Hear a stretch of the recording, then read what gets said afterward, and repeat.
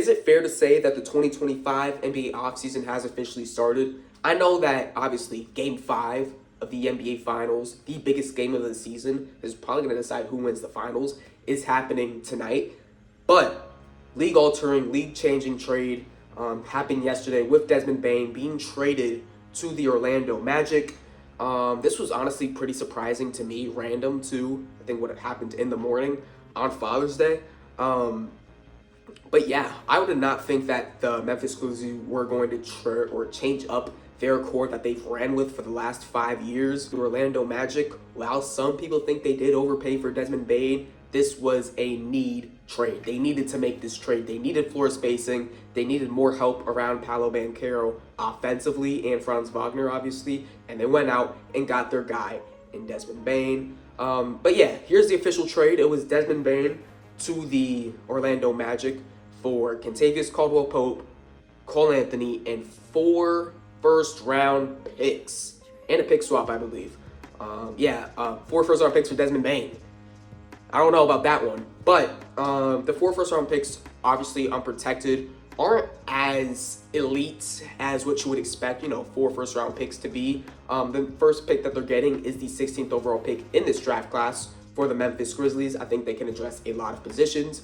Maybe you can even get your Desmond Bane replacement in a Jace Richardson or a Cedric Howard. There are a lot of good players there at 16 that they could add to their team and even play right away. But the other picks, obviously you do have the Orlando Magic picks. With Desmond Bane being on that team, you do not expect the Orlando Magic to be a lottery team, honestly, for the next 5-7 years. Paolo Banchero, part of that core, about to get his rookie max extension. Franz Wagner just got his extension. Jalen Suggs got extended. And now you got Desmond Bane. I think that core 4 is going to stay together, and the Magic are going to try to win with them. A lot of people think that this trade for the Orlando Magic isn't going to put them over the hump. I'm telling you, next year in a weak Eastern Conference, because Boston is not going to be in the runs with Jason Tatum not playing for the whole entire season, I believe. You look at the New York Knicks, that is a roster you can compete with. You look at the Cavs, even though they had a really good regular season, they faltered during the postseason, and they might even make a move or two during the offseason to, change up their culture, what they've been doing over there. Obviously, you have the Pacers, who are a really consistently good team, but you look at that roster and you say, with the right continuity, I think we have the ability to compete with that. The number one thing this Orlando Magic team needs to go to the next level, to be a championship contending team, is the emergence of their number one guy, Paolo Banchero. If Banchero was consistently healthy, if Franz Wagner was consistently healthy throughout that whole season, I think that this Magic team looked a lot better. But Jalen Suggs hurt, Paolo hurt, Franz hurt. They had no continuity throughout the whole season. I think next year, if they stay healthy, if Paolo stays at that level as a 1A scorer in the NBA, and they add 20-plus points from Desmond Bane, with Jalen Suggs' playmaking and defense, with Franz Wagner's ability to, be a complementary piece off of Paolo Banchero, I think that this Orlando Magic team has the ability to make a run in the Eastern Conference. But it's all banking on if Paolo Banchero can continue and really elevate himself to be the 1A scorer for this team's franchise, which I think he can. He has the assortment of buckets to be a 1A scorer. He can score above the three-point line, can work in the mid-range, can get to the basket, the best of them in the NBA. Paolo Banchero can be that guy for this team in the future. The Memphis Grizzlies, like I said before, I was surprised that this trade did matriculate. I thought the Grizzlies were going to run their core back, maybe add a couple of pieces off the bench, give them nice, maybe this little scoring punch, find it in the draft, maybe at pick number 16. But no, they went out, they made a progressive move, and moved Desmond Bane to accumulate more draft picks, and so I want to see some solid role players as well. I want to talk about more of the players they got back to start things off. First things, Kentavious Caldwell-Pope, not a good year last year with the Orlando Magic. Like I said, that team dealt with a lot of injuries, a lack of continuity, honestly pretty bad offensive coaching, and he just wasn't really able to fulfill the role you would expect KCP to do in an upcoming team like the Orlando Magic.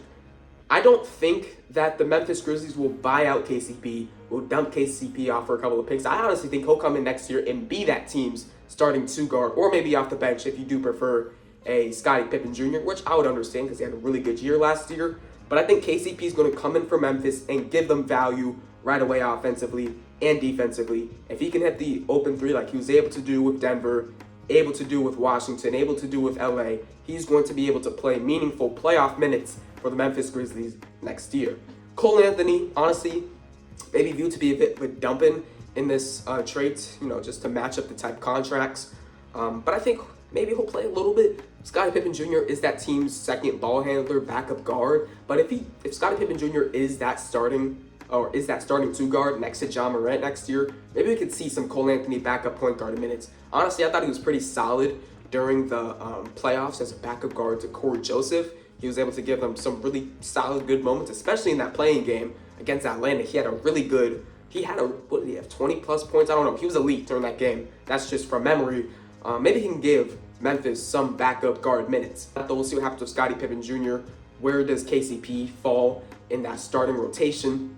But if Cole Anthony is able to play, we know he's going to be able to give you buckets. Now for the picks, though. This is a really good trade. You got 4 first-round picks for Desmond Bane. This is a Magic team that really needed shooting and more scoring, offensive talent. And you're able to give them that in Desmond Bane, but you also took on 4 first-round picks to just switch up your core a little bit, because what has been going on the last 5 years has not been working. And it's looking like with those first-round picks, maybe they make a whole nother deal. First name that's going to come to mind is going to be one of the greatest scorer, if not the greatest scorer of all time, in Kevin Durant. So if they're able to matriculate something with those 4 first-round picks, add a contract or 2 and get Kevin Durant, maybe we see that. Or they trade 2 of the picks or 3 of the picks for someone of slightly lesser talent, but someone that can fit their team right away. And I'm looking at Trey Murphy from the New Orleans Pelicans. I don't think the Pelicans should trade Trey Murphy. I think he's going to be a long-term piece next to Zion Williamson for the future for that New Orleans Pelicans team. But if some way, somehow, the Memphis Grizzlies are able to take 2 or 3 of those picks, maybe even all 4 of those picks, I don't know, and give them to the Pelicans for Trey Murphy, I think that this team is better than what they were last year. I think Desmond Bane's a great player, a great scorer. He does need the ball in his hands to do what he does best, though. I think he'd also maybe even play point guard for the Orlando Magic next year. But Trey Murphy is someone who could play off ball, someone that can score when needed, and just gives you a punch of offense that you did not get with Desmond Bane. Bane's a great offensive player. Trey Murphy brings it to a whole new level just because he's a 3-level scorer. He has great size at 6'8", 6'9". He's able to go downhill. His offensive bag expanded so much during this season. I would love if the Memphis Grizzlies are able to get Trey Murphy. I don't think he's going to be available, but they're going to have to do their due diligence to go around the league, shop some of those picks, and get better during this offseason. A lot of people have been saying, does this mean that a John Morant or a Jaren Jackson Jr. get moved along this offseason? Because it looked like this Memphis Grizzlies team's rebuilding. They're blowing it up. No. I think if there was one player to move from their core 3 to start retooling, I guess, it would be Desmond Bane, because he doesn't fit amazingly alongside John Morant, because I think they both need the ball in their hands to do what they do best. And the Grizzlies haven't made a really deep run, the last 3-4 years? They dealt with injuries last year. They dealt with a lot of injuries this year as well, but it wasn't really getting to that point to actually making a championship run. So they had to change up the core. They will not trade John Morant. They will not trade Jaren Jackson Jr. They need to add one more piece to complement those 2 better than what Desmond Bane did, and then they will make their championship run. We know they're one of the deepest teams in the NBA. Their organization is great at developing talent, so I don't have to worry about their bench. They just have to make sure their mainstay of pieces, their key pieces at the top, are complementary of each other, can play off each other, and get them to a championship level. Desmond Bane wasn't able to do that. Maybe they find a Kevin Durant, maybe they find a Trey Murphy, Larry Markkinen. There are a lot of good players available. This is a really good trade for them. In my personal opinion, who do I believe won this trade? I'm not going to give specific trade grades, but who I believe won this trade, I think I will give it to the Memphis Grizzlies. A lot of people are overreacting. Wow, the Orlando Magic gave up 4 first-round picks. It was needed, though. Magic needed another guy to have the ball in his hands, shoot the ball, spread the floor, and the Memphis Grizzlies need to just change up that core a little bit. Wasn't working for them. I think the Grizzlies did win this trade because they accumulated 4 first-round picks that they could ship somewhere else.